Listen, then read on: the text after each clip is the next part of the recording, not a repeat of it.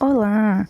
Hoje eu vim aqui mostrar para vocês como é que a gente pode fazer, né? E começar um alfabeto de lettering, começar a escrever em lettering, criar palavras e letras, usando um material bem simples que provavelmente vocês já têm em casa, ou se forem comprar, vai ser super baratinho.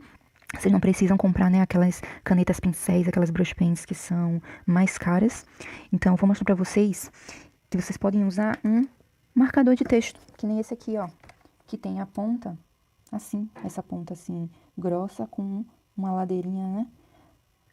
E eu trouxe aqui esses 4 alfabetos para mostrar para vocês que um deles, apenas um deles, foi feito com uma brush pen, aquela caneta pincel, e os outros 3 foram feitos com marcadores, exatamente como esse amarelinho aqui que eu mostrei para vocês. E aí, ó, tá vendo que quase não dá para perceber a diferença entre eles, né? São bem parecidos, fica muito bom o visual, mesmo com um material super baratinho, tá? E é uma boa alternativa para vocês começarem a praticar. Então, ó, só para vocês saberem, esse primeiro aqui, esse roxinho, ele é feito com uma caneta pincel. Os outros 3 não, os outros 3 são feitos com marcadores. Eu tenho eles até aqui do lado, ó. Então, a gente tem aqui a caneta pincel, aquela pontinha dela, ponta de pincel mesmo, e os 3 marcadores com aquelas pontinhas que a gente já está acostumado, né, a usar para marcar texto. As pontas grossas com um ângulozinho. E aí eu usei esses 3. E vou mostrar para vocês como é que vocês podem também começar a fazer suas próprias letras, seus próprios letterings, usando só um marcador, né? Então, vocês não precisam comprar uma caneta cara para começar. Pode começar com simples mesmo. Então, vamos lá. Deixa eu mostrar os básicos dessa técnica para vocês, tá? Vou pegar uma folhinha de papel e eu vou usar uma folhinha com linhas, então é super fácil também de vocês conseguirem uma dessas em casa, né? Qualquer caderninho, mais baratinho, tem folhas com essas linhas assim. E eu só tô usando isso para não ter que imprimir uma folha com guias ou ter que desenhar as linhas para poder escrever minhas letras no formato mais certinho. Você vê que elas são todas mesma alturazinha, a subida é igual, né? Então as linhas elas me ajudam a isso na hora da prática. E aí, ó, deixa eu mostrar primeiro pra vocês um resumão de como é que a caneta pincel funciona, pra gente mostrar por que o marcador funciona também.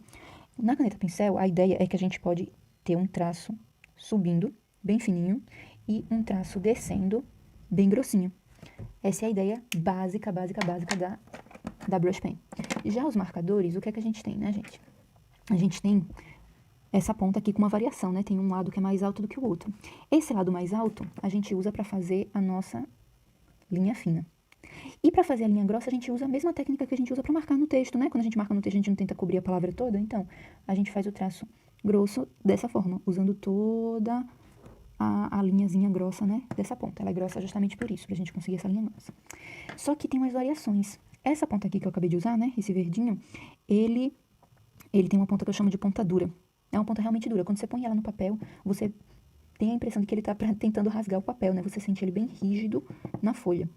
Já esse daqui, esse azul mais água, ele tem uma ponta que eu chamo de macia. Então, quando eu ponho ele no papel para fazer tanto a linha fina quanto a linha mais grossinha, ó, eu sinto ele tão macio, eu posso até fazer variação nos tamanhos para chegada mais fina para uma mais grossa, tá? Porque ele é bem macio, eu consigo, né, uma flexibilidade nele. E esse outro aqui que eu tenho, né, um azul mais pastel, ele é meio que alguma coisa no meio dos dois. Ela nem é tão dura, mas também não é tão macia. Dá para conseguir umas variações também, né? É uma flexibilidade. Geralmente é mais confortável fazer isso com as pontas mais macias, mas dá para fazer tranquilamente com as pontas mais duras. Eu vou mostrar para vocês como é que isso funciona. Bom, agora para os básicos da técnica, né? Como eu falei, a gente usa o lado mais alto para fazer a linha mais fina e usa a extensão toda dela para fazer a linha mais grossa, porque quando a gente está escrevendo normal, né, marcando num livro ou num texto alguma coisa, o que a gente faz? A gente segura ele mais ou menos assim. A pontinha mais inferior, né, que está mais para baixo, ela fica assim, voltada para a gente. E a que é mais alta, ela fica voltada para o outro lado, para o lado contrário. Porque aí quando a gente põe no papel é bem fácil de conseguir aquela linha grossa que vai cobrir a palavra toda, não é isso? Para eu fazer esse tipo de letra aqui, de lettering, né, eu faço o contrário. Então, em vez de eu segurar ela da forma natural, eu viro e eu fico com a ponta maior voltada para mim e a ponta mais baixinha para o outro lado. Por quê? Porque aí, nesse caso, se eu for escrever, ó, eu provavelmente vou conseguir uma linha mais fina.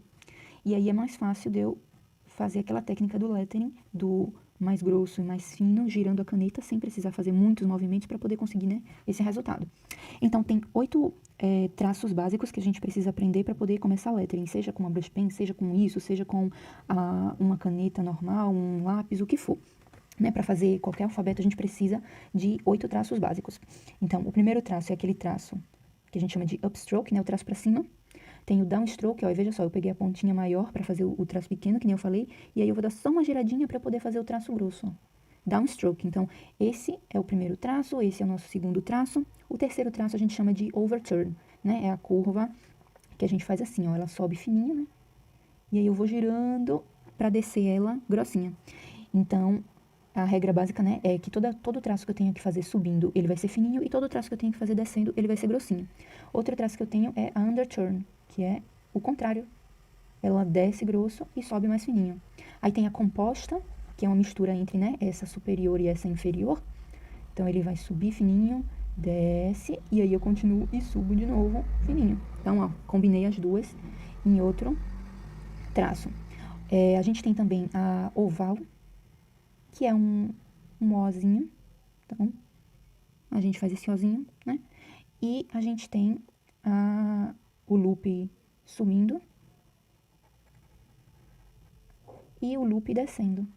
Ó, veja que a regra que eu aplico é sempre a mesma, né? Se eu estiver descendo, eu faço traço grosso, se eu estiver subindo, eu faço traço fino. E aí, aqui a gente tem, ó, os nossos 8 traços principais. E com esses 8 traços principais, a gente pode escrever qualquer letra. Por exemplo, a letra A é o quê? É uma oval com esse traço para baixo, né? Aí eu botei só uma perninha aqui subindo pra dar um estilozinho nela. A letra B vai ser um loop, né? Que sobe e desce. Aí, isso aqui, né? E faz uma curvinha assim, só pra dar um estilo. Então, eu usei, ó, essa daqui e essa daqui. Então, toda letra a gente mais ou menos pode fazer com combinações desses traços. O C vai ser o quê? Vai ser quase que um O, né? Só que a gente não fecha. O D, a gente vai fazer uma oval. Depois vai fazer um loop. Então, ó, a gente consegue fazer uma letra D. E assim a gente pode fazer todas as letras, certo? Então, vamos ver agora como é que é todo o alfabeto, rapidão.